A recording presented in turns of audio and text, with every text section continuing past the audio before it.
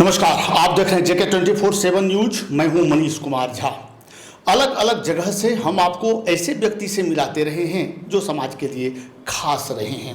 अभी लोकसभा चुनाव 2024 चल रहा है और लगातार अनेक लोग ऐसे हैं जो सुर्खियों में रहे हैं। आज हम मिलने जा रहे हैं गिरिडीह के कोडरमा लोकसभा क्षेत्र से अभी प्रत्याशी हैं जयप्रकाश वर्मा जी से। मैं इनका परिचय करा दूं कि ये गांडे विधानसभा से विधायक रहे थे। इसके बाद जब झारखंड मुक्ति मोर्चा में इन्होंने अपना योगदान दिया तो अभी इंडिया गठबंधन के तहत इन्हें जब यहाँ से मौका नहीं मिला तो कोडरमा लोकसभा क्षेत्र से इन्होंने नामांकन भरा। इंडिया गठबंधन के प्रत्याशी के खिलाफ ये उतरे। तो आज हम जानने का प्रयास करेंगे कि आखिर क्या कारण रहा या क्या मजबूरी रही कि गठबंधन धर्म का पालन नहीं कर पाए। सर, थोड़ा सा तीखा सवाल रहेगा। पहले तो स्वागत आपका हमारे चैनल में। आपका भी और आपके तमाम श्रोताओं को मेरा प्रणाम, आदाब, जोहार। सर, जर्नी के बारे में, चूँकि आप तो विधायक रहे हैं, गांडे को आप बहुत नज़दीक से जानते रहे हैं। इसके बाद से आपने जो जेएमएम में ज्वाइन किया तो ये जेएमएम की या अन्य पार्टियों की मजबूरी रही कि गठबंधन में आकर हम चुनाव लड़ें ताकि एनडीए का हम मुकाबला कर सकें। तो आप इसे किस रूप में देख रहे हैं कि यहाँ आपको नहीं मौका देकर किसी और को मौका दिया गया? यहाँ पर जो गठबंधन की बात हम लोग कर रहे हैं इंडिया की जी, तो इंडिया गठबंधन में माननीय जो पूर्व मुख्यमंत्री हेमंत सोरेन जी उन्होंने ही स्वतः मुझे 2.5 साल पहले आमंत्रण किया था कि ये कोडरमा लोकसभा क्षेत्र की जनता आपको बहुत चाहती है जी। आप लगातार मेहनत करते हैं, लोगों के समस्याओं में खड़े होते हैं, सुख दुख का साथी हैं और इसके अलावा आपके परिवार के सदस्य भी लगातार इस क्षेत्र में 5 बार प्रतिनिधित्व कर चुके हैं, आपके अंकल। और हमको लगता है कि यहाँ की जनता आप लोगों के बिना बहुत दुखी है। उनको सेवा नहीं मिल रहा है, उनको फल नहीं मिल रहा है, उनके समस्याओं के लिए लोकसभा में मजबूती से बातें नहीं रखी जा रही है। तो ये तमाम प्रकार का टैलेंट आप में दिखता है। हमने 5 साल विधानसभा के अंदर आपके विचारों को, आपके भावनाओं को भी देखा है। आप सबसे अलग नेतृत्व करता है। आप हमारे साथ आइए और हम चाहते हैं कि जो आपके परिवार का जो जगह था, जो आपके जनता हैं, उन तमाम लोगों के राहत के लिए हमारे साथ आइए। हम लोग लोकसभा चुनाव मिलकर के लड़ेंगे और एक इंडिया गठबंधन का मतलब झारखंड मुक्ति मोर्चा का एक सांसद निश्चित रूप से बनेगा जी। तो उनके द्वारा इस प्रकार के आश्वासन पर हम पार्टी में शामिल हुए थे और शामिल ही नहीं हुए। कुछ लोग कहता है ना कि जब चुनाव के समय टिकट बांटा जाता है जी तो प्रत्याशी क्षेत्र में घूमना प्रारंभ करते हैं जी। परंतु मैं तो लगातार कोडरमा लोकसभा क्षेत्र के इलाकों में संपर्क से लेकर के उनके समस्याओं के साथ खड़ा रहा, संगठन निर्माण में लगा रहा। जितनी भी चीज़ें करना चाहिए, अपने आपका चैनल का भी नाम है 24/7, तो मैं आपको बता दूं कि 24/7 मैं लोगों के लिए लगातार उपलब्ध रहा। और जब ऐसी परिस्थिति आई, जो भी बातें आई वो उनकी अंदर की बातें हैं। राजनीति है, राजनीति में कब कौन क्या सोचता है हम नहीं जानते हैं, परंतु जब ऐसा नौबत आया तो पूरे कोडरमा लोकसभा क्षेत्र की जनता ने ही मुझे आमंत्रण दिया, मुझे आग्रह किया, निवेदन किया कि हम सबको कोडरमा में तो सांसद बदलना है और बदलने के लिए सबसे जो फिट बैठते हैं आप बैठते हैं। आपका चाल, चरित्र, चेहरा, आपकी ईमानदारी, आपकी न्यायप्रियता हम सबको आकर्षित करती है। हम ऐसा नेता चाहते हैं और लोगों के आह्वान पर लोगों ने जो नामांकन मुझे दिया चुनाव लड़ने का, उसके कारण से मैं चुनाव मैदान में आया हूँ। तो आप समझते हैं इसको कि आपके साथ धोखा हुआ है, क्योंकि लगातार आपको बोला गया और अभी आपको नहीं दिया गया, जिसके चलते आप उनके अगेंस्ट खड़ा हो रहे हैं? तो इसमें हम क्या कहेंगे, इसमें लोग खुद बताएंगे कि क्या हुआ नहीं हुआ, तो इसमें हमको क्या कहना है।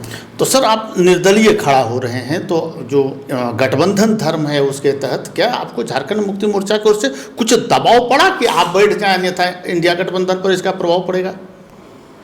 वैसे तो मेरे किसी से बात नहीं हुई है। मुझे 26 तारीख तक लोग कहते रहे कि आप ही लड़ेंगे, और इसके अलावा मुझसे कोई बातें किसी से नहीं हुई है। इस क्षेत्र में, चूँकि गांडे आप बहुत नज़दीक से देखे हैं, प्रतिनिधित्व किए हैं, इस क्षेत्र में आप अपना जो है एगेंस्ट उसे किसे देख रहे हैं, किसके विरोध में आप खड़े हैं और आपका जो कंटेस्टेंट है वो कौन होगा? जैसे कि ये तो सवाल हमेशा लोग प्रत्याशी से ही करते हैं जी। परंतु मैं तो ये कहता हूँ कि ये सवाल आपको जनता से करना चाहिए कि यहाँ पर कौन फर्स्ट है, कौन सेकंड है, कौन थर्ड है। वो जनता ही इसका जवाब देगी, क्योंकि जनता ही वोट देने वाली है, अपना मत देने वाली है और वही चुनने वाली है कि हमारा सांसद कौन होगा। तो ये जवाब तो जनता देगी कि फर्स्ट सेकंड थर्ड कौन करेगा, किसका मुकाबला किससे है, ये जनता तय करेगी। और आप उनको पूछिए। जनता से जब हम लोगों ने बात किया तो जनता कहती त्रिकोणीय मुकाबला है, क्योंकि आपके खड़े हो जाने से समस्याएं खड़ी हो गई हैं, खासकर इंडिया गठबंधन के लिए। अन्यथा यदि आपको टिकट दिया जाता, जो पहले बात चल रही थी, तो निश्चित तौर पर आपका जो पलड़ा था वो भारी था और यहाँ से ही स्पष्ट दिख रहा था कि आप इस जीत की ओर जाएंगे। तो ये प्रश्न इसलिए था कि अभी तो दो हो गए, इंडिया के भी हो गए और एनडीए के भी हो गए और आप निर्दलीय यहाँ से लड़ रहे हैं। तो यही होता है कि हम किसके खिलाफ बात कर रहे हैं। जब हम मैदान में जा रहे हैं, बात कर रहे हैं, तो कमी, जैसे अन्नपूर्णा देवी का कमी दिखाएंगे या जो अभी इंडिया गठबंधन के आपके प्रत्याशी हैं उनका कमी दिखाएंगे। तो जयप्रकाश जी क्या करने जा रहे हैं? ठीक बोल रहे हैं। ये तो हम लोग जनता के बीच जा रहे हैं जी, और हम तो किसी के बारे में ये नहीं बता रहे कि कौन कितना गलत है, कौन कितना अच्छा है। ये जनता तो जानती ही है कि वर्तमान सांसद का चाल, चरित्र, चेहरा, जनता के प्रति समर्पण, जनता में उपस्थिति, लोकसभा में उनका प्रेजेंटेशन कैसा रहा है। तमाम चीज़ें जनता जानती है। उसके अलावा दूसरी तरफ भी लोग ये भी जानते हैं कि माले का सिद्धांत क्या है, माले का थॉट क्या है, उसके कार्यकर्ता किस प्रकार से तमाम चीज़ों पर कब्जा करते हैं। उसका नेता तो गायब हो जाता है, उसका एमएलए या एमपी। यहाँ तो एमपी कभी नहीं कोई बना है, परंतु एमएलए जिस प्रकार से साइड ट्रैक में चले जाते हैं और सब कुछ उनका कार्यकर्ता अपने कब्जा में लेकर के जो आतंक और गुंडा का माहौल फैलाते हैं, ये मैं नहीं कह रहा हूँ, जनता से आप पूछें बताएंगे। तो लोग तो यही कह रहे हैं, आप लोगों की ही बात कर रहे हैं, तो हमको जब बोलना पड़ा, क्वेश्चन लगातार कर रहे हैं, तो लोग तो यही कह रहे हैं कि भाई एक तरफ तो खाई है, एक तरफ तो कुआं है, हम तो उधर नहीं जा सकते हैं। हमारे पास जयप्रकाश वर्मा हैं, हम लोग जयप्रकाश वर्मा के साथ जाएंगे और हम लोग जयप्रकाश वर्मा को लड़ा रहे हैं, ये जनता कहती है। और यही बात स्पष्ट है और जनता इस बार परिवर्तन के मूड में है।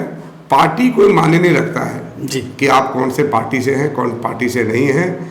माने रखता है कि जनता का प्रतिनिधि या जनता का सेवक जो यहाँ से लोकसभा जीत के जाएगा, उसका व्यवहार क्या है, उसका आचरण क्या है और जनता उसे किस रूप में पहचानती है। ये निश्चित रूप से सच्चाई है कि हमने अपना जब जो भी कार्यकाल मेरा रहा, चुनाव जीतने के बाद भी, चुनाव जीतने से पहले भी, चुनाव हारने के बाद भी, ये तमाम चीज़ें एक भी व्यक्ति से छिपी हुई नहीं है, पूरा ट्रांसपेरेंट है। क्योंकि मैं I am a person with different, I am a very clear person, kind hearted person, I am a honest person. All the peoples knows these things, so they are going to decide what they have to do. Sir, you are fighting against a minister. Yeah. It's tough challenge. Yeah. As you know about, I'm not one side this is tough. Prime Minister is saying, अब की बार 400 पार. This is the wording of Prime Minister. This Yeah. is not the wording of the people of entire India, or you can say the people of Kotrama constituency. Ji. This wording is from the Modi. Right. So this time Right. Modi is not right. Modi is 100% wrong. People are not wanting to see him as a prime minister. This is the other matter. ये अलग बात है, कोई जनता उनको देखना नहीं चाहती, वो अपने से कहेंगे, करने वालों की क्या है, वो कहेंगे ही, कहते रहे हैं। और सब लोग तो जान रहा है कि भाई कैसे वो फेंकू महाराज हैं। और अब जनता जान गई है, 10 साल हो गया। शुरू में जब वो 14 में फेंके तो लोगों को लगा कि शायद यहाँ कोई गुजरात मॉडल दिखेगा, और जब 19 में आए तो लोगों को लगा कि रे 5 साल में की करे पड़ते रे, 5 साल बीतल है, अगर आर मौका दें। तो 19 में भी लोगों ने उनके फेंकने के अंदाज को थोड़ा सा दरकिनार करते हुए कि आर मौका दी, शायद अभी 5 साल में 10 साल दबे तो दिखा देते। पर ये 10 साल बीत जाने के बाद भी मोदी का चाल, चरित्र, चेहरा आज दिख गया। आपने देखा होगा कि किस प्रकार से उनके सारे पोल खुल रहे हैं इलेक्टोरल बॉन्ड में। जो घोटाला उन्होंने किया है, पूरा करोड़ों करोड़ रुपया का देश की संपत्ति को लूटने का काम किया, ये किसी से छिपा हुआ नहीं है, उनका चेहरा छिपा हुआ नहीं है। आज देश के अंदर तमाम चीज़ें महंगी हो गई है। जिस गैस का वो नारा लेके चलते थे, आज लोगों को कितना महंगा गैस लेना पड़ रहा है। जिस किरासन तेल का वो चर्चा करते थे, जिस सरसों तेल का चर्चा करते थे, जिस दाल का, चीनी का, जो आम लोगों के रोजमर्रा की चीज़ें हैं, वो कितनी महंगी हो गई है, लोग से छिपा हुआ नहीं है। लोगों ने इनका चाल और चरित्र देख लिया है। केवल पैसा लूटा और उसी लूटे हुए पैसे से चुनाव मैदान में उतर रहे हैं। इसलिए मैंने कहा कि कोई बड़ा पार्टी होने से वह जीत जाएगा, ऐसी बात नहीं है।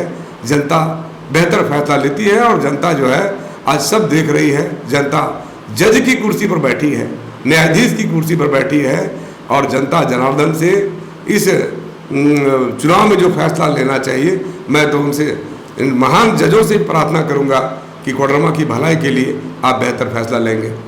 रघुवर दास जी के समय में आप काम किए थे, बीजेपी से बहुत नज़दीकी रही है आपकी, तो उनकी जो कमी आपने देखा, क्या उसका आप जो अनुभव है लोकसभा चुनाव में कर रहे हैं, ताकि बीजेपी जो वादे कर रही है, आपने अभी बताया कि फेंकू महाराज हैं, लोगों को ये समझा पाएंगे कि ये कमियां थी और ऐसे सुधार किया जा सकता है?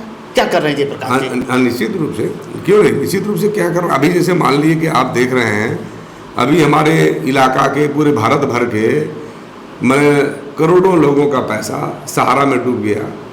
गरीब लोग हैं, दिन रात मजदूरी करके पैसा जमा किया, सरकार के सामने बातें गई और आज तक वो पैसा ये लौटा नहीं पाए। अभी चारों तरफ बेरोजगारी का दंश हमारे युवा झेल रहे हैं।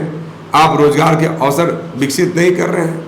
आप भारत का पैसा जहाँ तहाँ बिना मतलब का उपयोग कर रहे हैं, बिना मतलब का, जो आवश्यक भी नहीं है, बिना मतलब का विदेशी दौरा में आप भारत का पैसा लुटा रहे हैं। हम कहते हैं बिना मतलब का इतना बड़ा बड़ा होर्डिंग बना करके आप पैसा लुटा रहे हैं। अगर ये पैसा आप जनता की सेवा में लगाते तो भारत की स्थिति बदलती।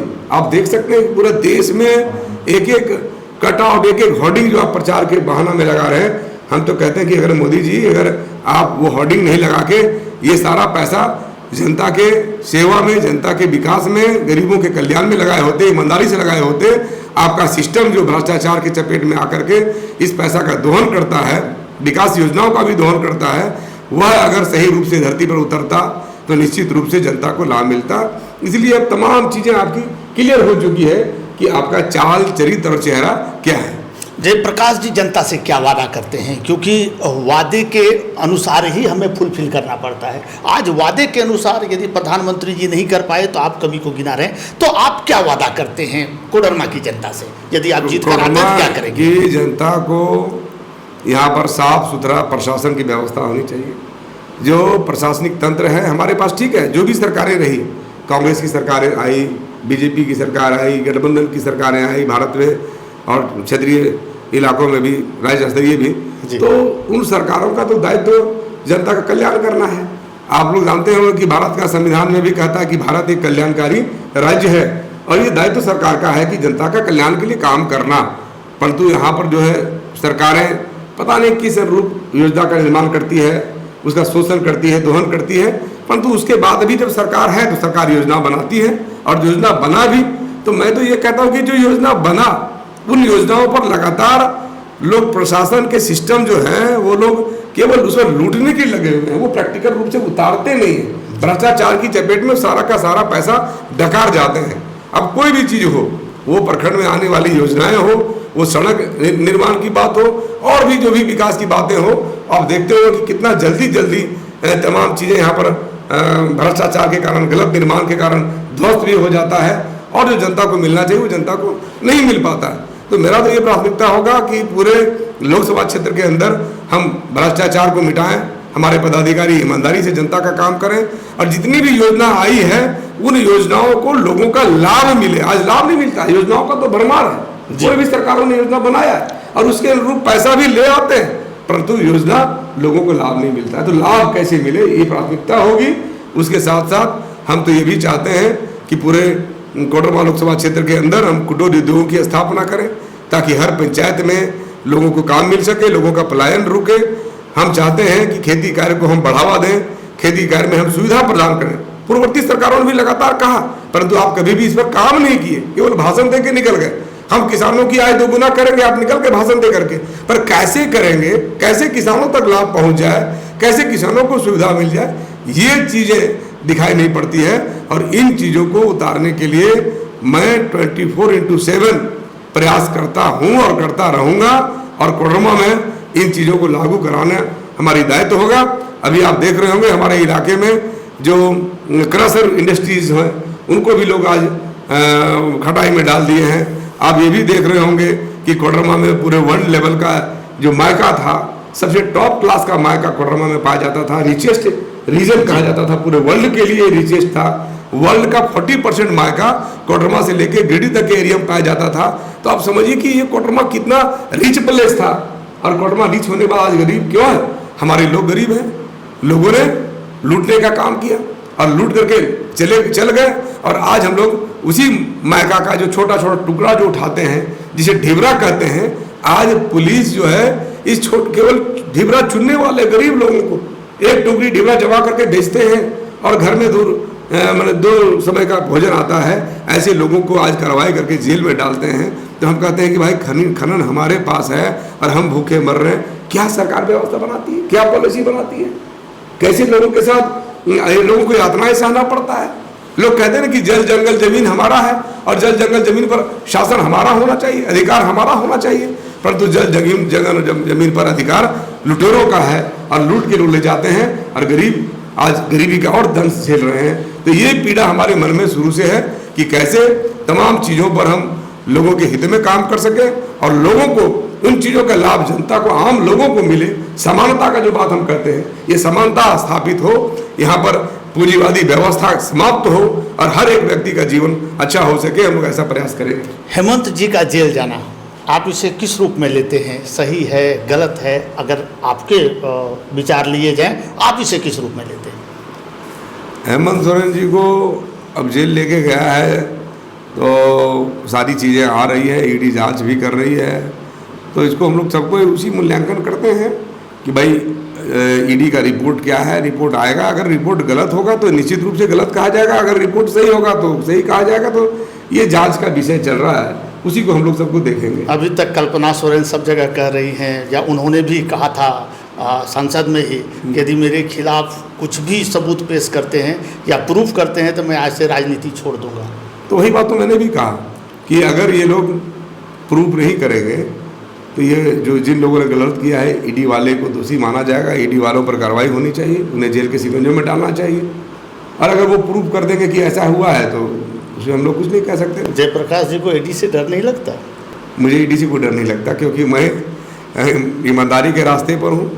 मैंने मेहनत किया है, और मेहनत करके हम लोग अपना जीवन जी रहे हैं, और साफ़ सुथरे कार्य मैं कर रहा हूँ। मैं गलत रहता तभी तो मुझे ईडी से किसी से डर लगता। मुझे किसी से कोई डरने की बात नहीं है। क्योंकि केजरीवाल जी कहते हैं कि जो ईमानदार होते हैं, कट्टर ईमानदार होते हैं, उसे जेल में डाल दिया जाता है अलग अलग आरोप लगाकर। इसलिए मैंने ये प्रश्न पूछा आपसे। नहीं, हाँ, अगर मैंने ऐसी बातें हैं जो केजरीवाल जी कह रहे हैं, और अगर केजरीवाल जी कह रहे हैं लोग मनगढ़ंत झूठा आरोप लगा के किसी को पकड़ेंगे तो ये तो गलत होगा ही, अन्याय होगा, अपराध होगा। और परंतु अपने आप से मैं इसलिए निर्भीक हूँ क्योंकि मैं हमेशा निर्दोष हूँ, और मैंने कभी कोई गड़बड़ी नहीं किया। मैंने तो किसी भी प्रकार का कोई कमीशन तक नहीं लिया। कोई विधायक मद हो, कोई हमारे क्षेत्र में विकास योजना हो, सड़क हो, पुल पुलिया हो, तालाब हो, तमाम प्रकार की योजनाओं को मैंने जिस प्रकार से कांडे विधानसभा में सजाने का काम किया है, आप जो है जनता से भी जान सकते हैं, आप जो संबंधित पदाधिकारी से जान सकते हैं, संबंधित जो कॉन्ट्रैक्टर होते हैं, किसी से भी आप इन विषयों पर चर्चा करके, गोपनीय चर्चा करके, या जिस भी प्रकार का चर्चा करके इन चीज़ों की सच्चाई आप जान सकते हैं कि मेरा व्यवहार और मेरा कार्य कैसा रहा है इन विषयों पर। बहुत बहुत धन्यवाद सर आपका। चामरा लिंडा के बाद मैं आपको जयप्रकाश वर्मा से मिलाया, जो अपने ही पार्टी के खिलाफ जाकर चुनाव लड़ने का फैसला किया। दोनों व्यक्ति ने JK 24/7 से बात करते हुए साफ तौर पे कहा कि ये जनता का मांग है, ये जनता डिमांड करती है कि आने वाले समय में हम लोग देश का सेवा करें, जनता का सेवा करें। अब वह दिन लद गया जिस समय लोग बड़ी कुर्सी को, बड़े चेहरा को देखते थे, प्रधानमंत्री को देखकर, मुख्यमंत्री को देखकर वोट किया करते थे। अब समय आ गया जब जनता सजग हो गई है और वो चाहती है कि हमारे लिए जो भला करे मैं उसी को वोट करूंगा। अब यह देखना होगा कि जो जनता है वो जब ईवीएम तक पहुंचती है तो क्या वो मत किस ओर और किस तथ्य पर देती है।